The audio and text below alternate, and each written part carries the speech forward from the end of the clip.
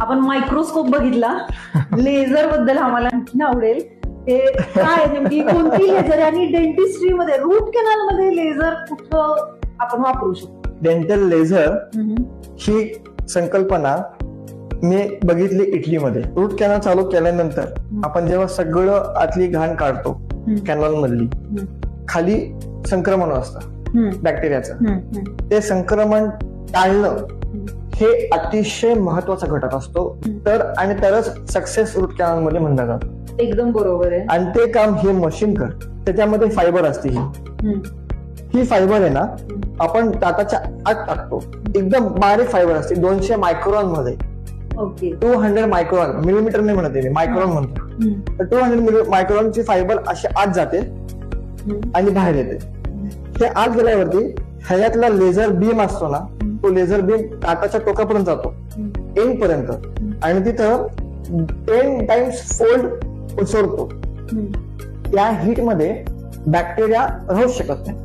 पूर्ण पस कोरडा होत आणि मग तो कोरडा पस आपण काढून टाकतो आणि बॅक्टेरियाला डेड करतो. ओके. हे इतर केमिकल आपण टाकतो, त्यानंतर हे वापरलं ना ऍज अन ऍडजंट, तर पेशंटचं हीट अतिशय सुंदर होत. ओके. कारण लेझर म्हटलं की आपण फक्त एवढं दिलं फ्रीनेक्टोमी करायच्या, कुठल्या मोल काढणे, अशाच गोष्टींमध्ये लेझर.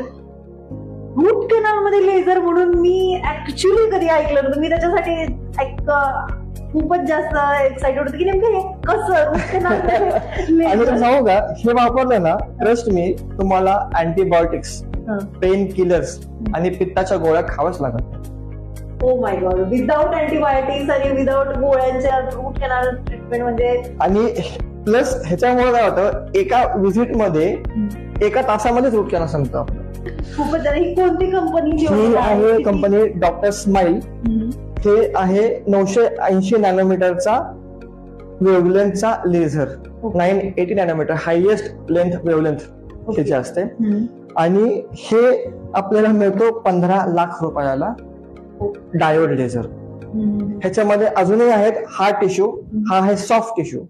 हार्ड टिश्यू लेझर असतात, अर्बियम याग, एनडी याग. हे 60 लाख 80 लाख 1.5 कोटी पर्यंत लेझरच असतात. बापरे. सगळं घेऊन जाते.